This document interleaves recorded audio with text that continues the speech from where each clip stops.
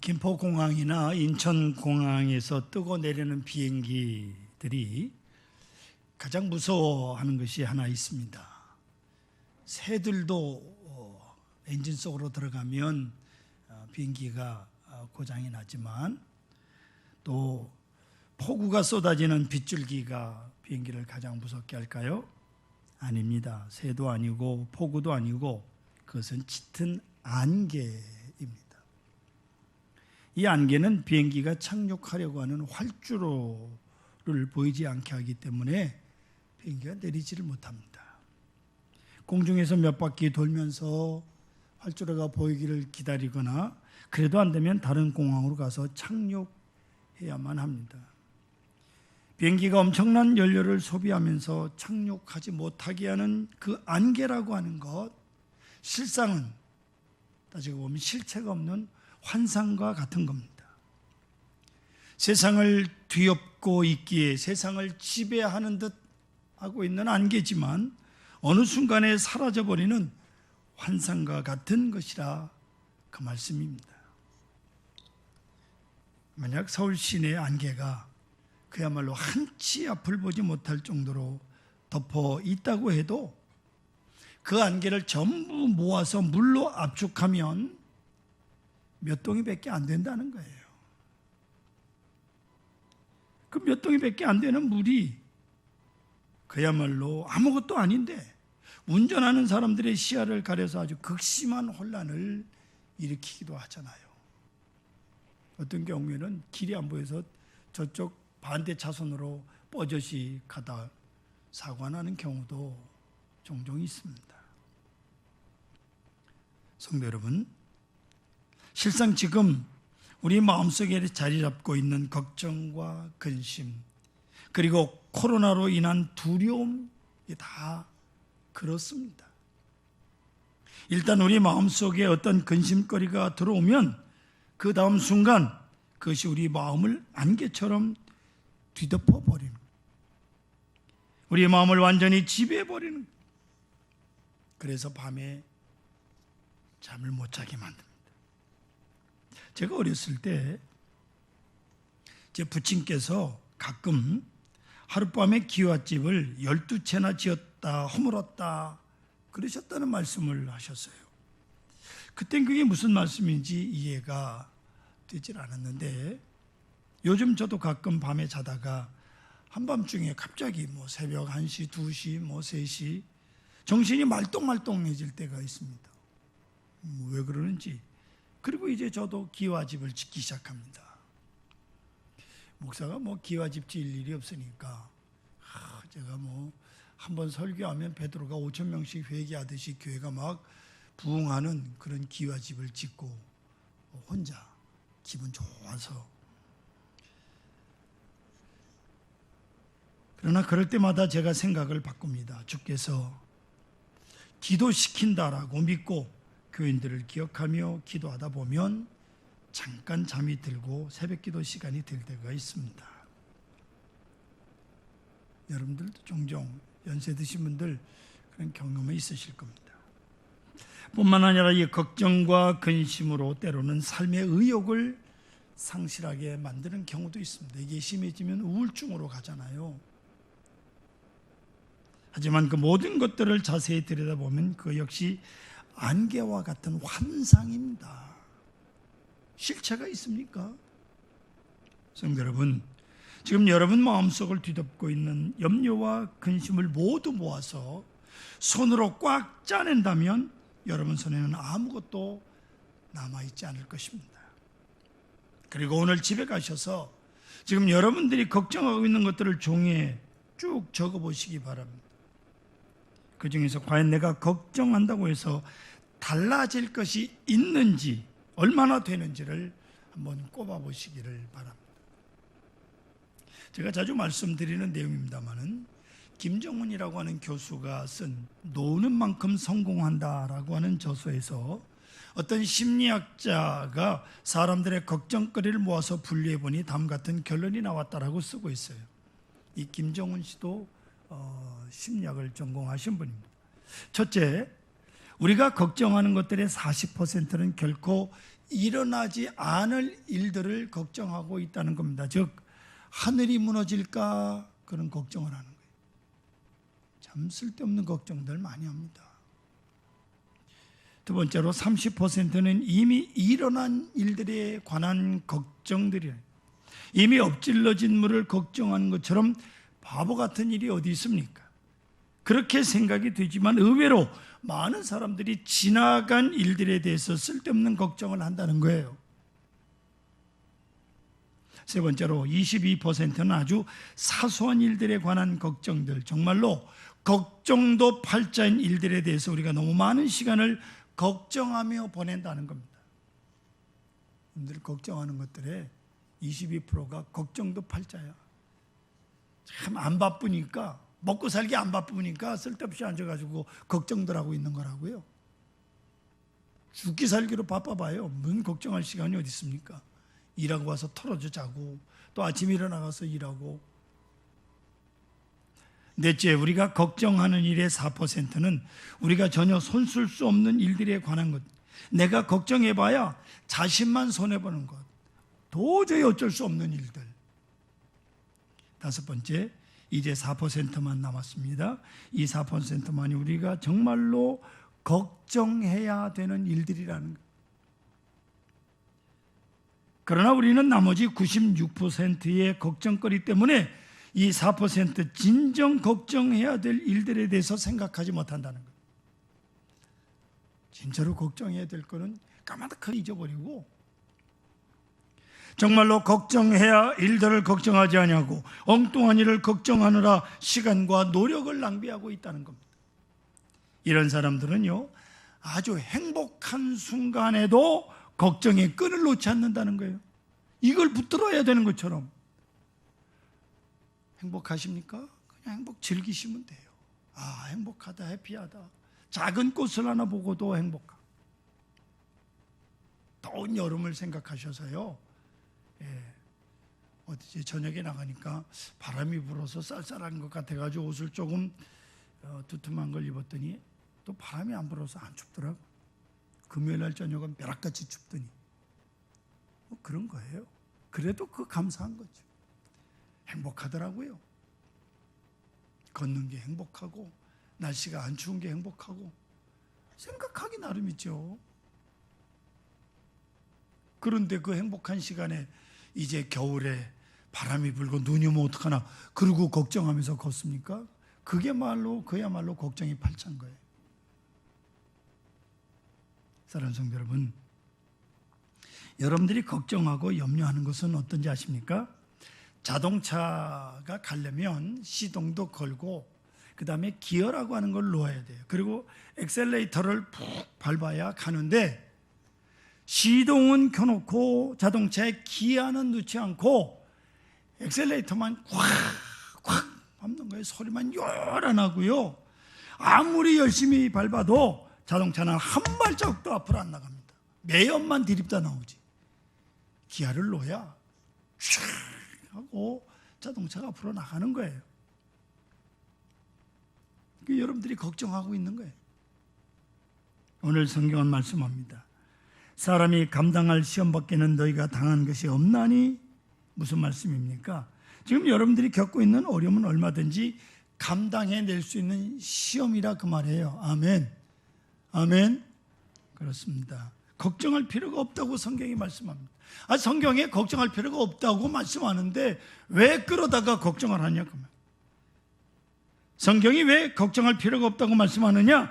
오직 하나님은 미쁘사 너희가 감당하지 못할 시험당함을 허락하지 아니하시고 라고 말씀합니다. 하나님이 미쁘시다 뭐 말씀합니다. 이 미쁘시다는 말은 신실하시다, 믿을만하다 그런 뜻입니다.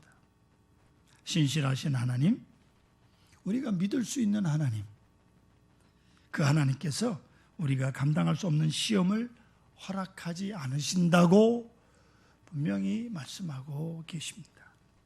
그러니까 시험은 하나님께서 우리의 믿음을 보다 성숙하게 만들어가는 프로세스 과정이에요. 그 시험을 통해서 한 발자국 성장하는 거예요. 어린아이들이 자랄 때 된통 아프고 나면 또 한 가지 안 하던 짓을 하면서 성장해 가듯이 그런 겁니다. 여러분 보세요. 초등학교를 졸업한 학생에게 대학교 시험을 보라고 하는 법은 없습니다. 그건 감당할 수 없는 시험이에요. 예. 겨우 이제 더하기 빼기나 뭐 곱하기 나누기 하는 초등학생한테 대학 시험이라니요. 중학교를 지나고 고등학교를 졸업하고 비로소 대학 시험을 보고 대학을 진학할 수 있는 거예요. 이것이 감당할 시험이죠. 그건 감당할 수 있는 거예요. 중고등학교 때 열심히 공부를 안 했으면 좋은 대학에 못 들어가는 거는 뭐 본인이 책임져야 되는 거니까. 마찬가지로 하나님께서 우리에게 주시는 시험은요, 감당할 수 있는 시험이.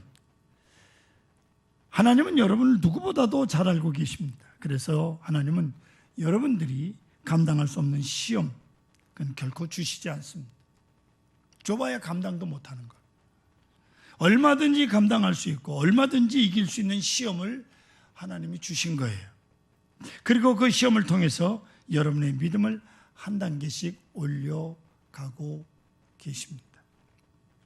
민수기 13장 이하에 보면 가나안 땅을 정탐한 12명의 정탐꾼들이 돌아와서 보고하는 장면이 나오는데 10명의 정탐꾼들은 가나안 성벽이 너무 높고 거기에 사는 사람들은 키가 크고 장대해서 가나안을 점령하는 것은 불가능하다고 보고를 합니다. 그들은 이 시험을 감당할 수 없는 시험으로 보았던 거죠. 하지만 여호수아와 갈렙 두 사람만은 이 시험을 이렇게 보고합니다. 민수기 14장 8절에 여호와께서 우리를 기뻐하시면 우리를 그 땅으로 인도하여 들이시고 그 땅을 우리에게 주시리라. 이는 과연 젖과 꿀이 흐르는 땅이니라고 보고를 합니다. 즉 이 말은 이 시험을 두 사람은 감당할 수 있는 시험으로 보았던 거죠. 10명은 감당할 수 없는 것으로, 두 사람은 감당할 수 있는 것으로. 뿐만 아니라 이스라엘 백성들이 애굽을 탈출해서 홍해에 이르렀을 때, 홍해하고 마주 서 있을 때 그것은 이스라엘 백성들이 감당하기 어려운 시험이었습니다. 앞에는 홍해가 가로막고 있고 뒤에는 애굽의 군대가 쫓아오고 있었습니다. 백성들은 두려워했지만 모세는 감당할 수 있는 시험인 줄 알았기에 하나님께 기도했고 하나님께서는 홍해를 갈라놓으셨습니다. 할렐루야. 감당할 수 있는 시험으로 보는 믿음의 사람이 있는 한, 그 믿음이 있는 한 홍해를 가를 수 있는 거예요. 이스라엘 백성들이 광야를 행진하는 도중에 아말렉 군대가 공격해 왔습니다. 도저히 감당할 수 없는 시험처럼 보였습니다. 그러나 그거 역시 감당할 수 있는 시험이었어요. 하나님께서는 모세 기도시키고 모세를 언덕에 올라가서 손을 들고 기도하게 하시고 여호수아로 하여금 전쟁에 승리하게 하셨습니다. 여러분, 감당할 수 없는 전쟁을 하러 이제 나가실 텐데 여러분 걱정하지 말고 나가십시오. 제가 뒤에서 손을 들고 여러분들 위해서 기도하고 계시다는 사실을 한순간도 잊지 마시기를 바랍니다.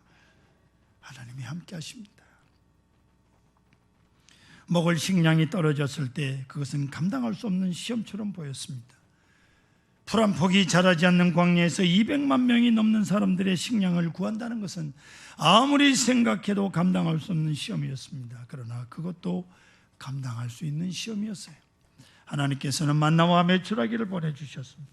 이스라엘 백성들을 배불리 먹이셨습니다. 마실 물이 떨어졌을 때 메마른 광야에 어디에서도 물을 구할 수 없는 상황은 감당할 수 없는 시험처럼 보였습니다. 그러나 그것도 역시 감당할 수 있는 시험이었습니다. 하나님께서 반석 바위를 쳐서 샘물이 터져나오게 하셨습니다. 할렐루야. 그렇게 40년 동안 광야를 기적으로 건너게 하신 하나님, 그 하나님의 은혜 속에 이스라엘 백성들이 이제 가나안 땅을 마주보고 서 있습니다. 높고 든든한 성벽과 장대한 거인들이 버티고 서 있는 땅, 가나안 땅 감당할 수 없는 시험처럼 보였습니다. 하지만 여호수아와 갈렙은 믿음으로 외칩니다. 여호와께서 우리를 기뻐하시면 우리를 그 땅으로 인도하여 들이시고 그 땅을 우리에게 주시리라 그 말입니다. 즉 그 시험은 얼마든지 감당할 수 있는 시험이라고 말씀하고 있는 거예요. 다시 오늘 본문을 돌아가 보십시다. 시험 당할 점에 또한 피할 길을 내사 너희로 능히 감당하게 하시느니라 이렇게 말씀하고 있습니다. 피할 길이라고 말씀하고 있는데 이 피할 길이라고 하는 말씀은 전쟁을 하다가요 갑자기 적에게 포위가 됐어요. 이거 어떡하나 그러는데 갑자기 빠져나올 길이 생기는, 빠져나올 길이 열린다 그럴 때 피할 길이라는 말을 쓰는 거예요. 하나님께서 우리를 시험당하게 쓰러지는 것을 결코 두고 보시지 않습니다. 반드시 보호해 주시고 반드시 일으켜 세워주시고 그 시험을 이길 수 있는 능력을 주시는 분이 바로 전능하신 하나님이십니다. 저와 여러분들이 믿는 그 하나님이라 그 말이에요. 오랜 옛날 스코틀랜드, 그러니까 잉글랜드하고 스코틀랜드가 이렇게 분리되어 있을 때 스코틀랜드에 브루스라고 하는 왕이 있었습니다. 이 왕이 한 번은 영국과 6번에 걸친 커다란 전쟁을 했는데 결국 크게 패했어요. 그의 군대는 뿔뿔이 흩어져 도망쳤고 왕을 호위하던 병사들은 모두 전사하고 말았습니다. 겨우 목숨을 건진 브루스 왕은 혼자 도망쳐서 산에 있는 동굴에 몸을 숨깁니다. 그런데 동굴 입구에 거미 한 마리가 나타나더니 거미줄을 치기 시작합니다. 큰 거미도 아니고 그렇게 크지 않은 거미가 동굴 이쪽에서 저쪽 끝을 거미줄로 연결해 보려고 애를 씁니다. 번번이 실패하면서도 포기하지 않냐고 결국 멋진 거미줄을 동굴 입구에다가 조그맣게 쳐놨어요. 큰 동굴에다가 완성을 시켰을 때 다음 순간 동굴 밖에 웅성거리는 소리가 들려오는데 영국군 수색대가 나타난 겁니다. 밖에서 들리는 소리는 이렇습니다. 이봐, 이 동굴은 들어가 볼 곳도 없다. 저렇게 거미줄이 쳐진 것을 보면 아무도 동굴 안으로 들어간 일이 없다는 거야. 자기들끼리 얘기하더니 수색대가 돌아간 겁니다. 자, 여러분, 브루스 왕은 그야말로 몸이 얼어붙어 있었는데 그 얼어붙은 것 같은 몸을 풀면서 그 자리에 하나님께 엎드려 감사의 기도를 드립니다. 하나님께서는 나를 구원하시려고 이 동굴을 예비하시고 작은 거미 한 마리를 보내셔서 내 생명을 지켜주셨습니다. 감사합니다. 그리고 브루스 왕은 다시 일어나서 군대를 소집하고 거미가 끝까지 포기하지 않고 거미줄을 완성했듯이 다시 한번 힘을 모아 공격을 했습니다. 이렇게 해서 큰 승리를 거두고 잃어버린 왕국을 되찾아냈다고 하는 이야기입니다. 성도 여러분, 하나님은요 굳이 군대를 동원하지 않더라도 작은 거미 한 마리를 사용하셔서 나를 지켜주시는 분이십니다. 아멘. 그렇습니다. 아무리 절망적인 상황 가운데 놓여 있다 하더라도 작은 거미 한 마리를 가지고도 나를 지켜주시고 다시 한번 일으켜 세워주시는 하나님이 계심을 확실히 믿으시기 바랍니다. 시험당할 쯤에 또한 피할 길을 내사 너희로 능히 감당하게 하시느니라. 이 하나님의 약속은 결코 헛되지 않음을 기억하시기 바랍니다. 믿으셔야 돼요. 믿어야 그 말씀이 내 믿음이 되고 그 내 힘이 되는 거예요. 믿지 않으면 소용없어요. 신약성경 마가복음 4장에 보면 예수님께서 배를 타시고 갈릴리를 건너가시다가 배가 풍랑을 만나는 이야기가 기록되어 있습니다. 이때 예수님은요 고물을 베개로 해서 주무시고 계셨어요. 점차 거세진 풍랑은 배를 곧 가라앉히게 될 정도에 이르렀습니다. 물이 자꾸 들어오는. 그러자 제자들이 예수님을 깨우며 외치기를 마가복음 4장 38절에 선생님이요 우리가 죽게 된 것을 돌아보지 아니하시나이까 라고 제자들이 외칩니다. 보세요. 이 외침을 보시면 너무 어이가 없는 말임을 우리가 알게 됩니다. 선생님이요 우리가 죽게 된 것을 돌보지 아니하시나이까? 자 보세요. 지금 배가 물에 차 가라앉게 된다면 제자들이 주무시는 예수님을 깨워서 선생님, 어서 일어나십시오. 지금 배가 물에 잠기게 됐습니다. 이대로 계시다가는 물에 빠져 죽습니다. 어서 일어나셔서 저희들과 함께 가셔야 됩니다. 이래야 정상적이지 않습니까? 하지만 제자들은 뭐라고 말합니까? 우리가 죽게 된 것을 돌보지 아니하시나이까? 얼마나 자기중심적입니까? 주무시는 예수님은 생각도 안 하고 우리 살려달라는 게, 나 살려달라 소리만 합니다. 우리는 여기서 인간의 모습, 우리 자신들의 믿음 없는 모습을 보게 되는 거예요. 이게 우리의 모습. 그런데 문제는 그 다음에 있습니다. 풍랑을 꾸짖어 잠잠하게 하신 예수님께서 제자들 향해서 성경에 보면 이렇게 말씀합니다. 어찌하여 이렇게 무서워하느냐? 너희가 어찌 믿음이 없느냐? 라고 말이죠. 이 말은 즉 지금 내가 너희와 함께 있지 않느냐, 이 말씀이에요. 제자들은 예수님을 하나님의 아들로 믿는 사람들이, 제자들뿐만 아니라 오늘 우리도 예수님을 하나님의 아들로 믿습니다. 하나님께서 보내신 분으로 믿었습니다. 그렇다면 예수님은 하나님께서 이루고자 하시는 일을 다 이루기까지는 결코 돌아가실 수가 없어요. 죽을 수도 없는 거예요. 하나님의 일을 해야 되니까. 그리고 제자들은 지금 그 예수님께서 타신 배에 함께 타고 있어요. 그렇다면 아무리 무서운 풍랑이 분다고 해도 배는 안전할 것입니다. 무사히 목적지에 도착할 것입니다. 하지만 제자들은 이 사실을 믿지 못한 거예요. 풍랑이 무서워 벌벌 떨면서 우리가 죽게 된 것을 돌보지 아니하시나이까? 이 믿음이 아니에요. 제자들의 모습이 아니에요. 성도 여러분, 여러분 지금 두려워하는 것이 어떤 일이 있습니까? 어떤 일을 두려워하고 계십니까? 무엇을 두려워하고 계십니까? 그렇다면 지금 주님께서 여러분 곁에 계심을 믿으시기 바랍니다.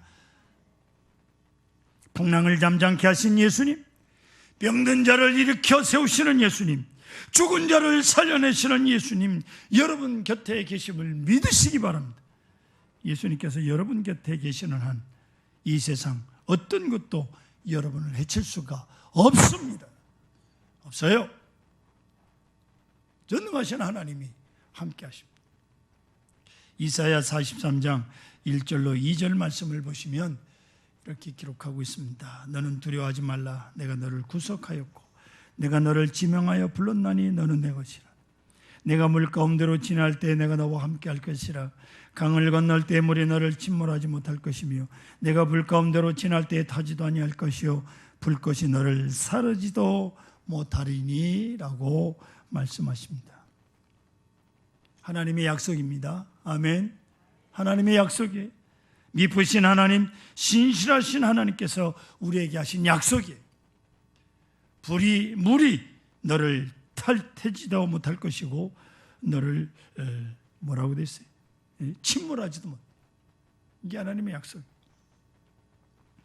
또한 성경은 이렇게 약속합니다. 빌립보서 4장 19절 같이 읽습니다. 나의 하나님이 그리스도 예수 안에서 영광 가운데 그 풍성한 대로 너희 모든 쓸 것을 채우시리라. 아멘. 하나님 결코 거짓말하지 않으신 분. 하나님께서 약속하실 때는 하나님의 존재 자체를 걸고 하시는 말씀. 히브리서에 보면 내가 반드시 너를 복주고 복주며 너를 번성케 하고 번성케 하리라. 그런데 그 앞뒤에 보면 뭐라고 말씀하냐면 하나님의 자신을 걸고 맹세하여, 하나님 자신을 걸고 맹세하셨어요. 반드시 복주고 복주며 너를 번성하게 하고 번성케 하리라고. 이 하나님의 약속을 우리 믿어야 돼요. 믿으세요. 네. 그 하나님께서 너희 모든 쓸 것을 채우시리라고 약속하지. 여기서 여러분 모든이라고 하는 말은 모든 쓸 것, 우리가 필요로 하는 모든 것을 포함합니다. 성도 여러분들의 영적인 필요도, 물질적인 필요도, 건강도, 자녀들의 문제도 다 포함된다, 그 말씀이옵시다. 그런데 무엇을 걱정하십니까? 왜 믿지 못하십니까? 여러분이 하는 걱정은 하나님께서 책임지시려는 일을 내가 책임지겠다고 나서는 거예요. 걱정하는 거는 한 걸음 더 나가서 내가 내 인생의 주인이 되고 내가 스스로 하나님 자리에 앉으려고 하는 것이라니까. 내가 마치 하나님인 것처럼 생각하고 행동할 때 우리는 걱정에 사로잡히는 거예요. 사랑하는 성도 여러분, 여러분이 감당할 수 없는 시험을 만났다고 생각할 때 여러분이 할 수 있는 일은요, 기도밖에 없습니다. 걱정할 시간이 있다면 그 시간에 기도하세요. 어떤 문제든 간에 그것을 걱정하는 건 결코 그 문제를 해결하지 못합니다. 그러나 기도는 할 수 있잖아요. 기도는 어떤 문제도 해결할 수 있습니다. 기도를 통해서 모든 것을 바꿔놓으실 수 있는 하나님, 모든 문제를 단번에 해결해 주실 수 있는 하나님을 만나셔야 합니다. 하나님을 만나십시오. 그것만이 감당할 수 없는 시험을 얼마든지 감당할 수 있는 시험으로 만드는 방법이에요. 빌립보서 4장 6절, 아무것도 염려하지 말고 다만 모든 일에 기도와 간구로 너희 구할 것을 감사함으로 하나님께 아뢰라. 할렐루야. 성도 여러분, 묻습니다. 여러분의 인생의 주인은 누구십니까? 만약 여러분이 나 자신을 내 인생의 주인 자리에 앉혀 놓는다면 온갖 걱정과 근심이 안개처럼 여러분의 마음을 덮어버릴 것입니다. 또한 여러분의 인생은 도저히 감당할 수 없는 일들로 가득 차게 될 것입니다. 그러나 하나님을 내 인생의 주인으로 섬기는 사람, 이런 사람은 감당할 수 없는 시험은 없습니다. 미쁘신 하나님, 신실하신 하나님, 감당하지 못할 시험당함을 허락하지 아니하시고 또한 시험당할 쯤에 피할 길을 내사 능히 감당하게 하실 것입니다. 이 시간 여러분의 마음을 뒤덮고 있는 안개와 같은 걱정과 근심을 떨쳐버리시고 그 시험을 감당하게 하신 하나님, 이기게 하시는 하나님을 의지하여 힘있게 일어나시기를 축원합니다. 전능하신 하나님을 철저하게 의지하시고 믿음의 역사를 체험하시기를 간절히 주의 이름으로 축원합니다.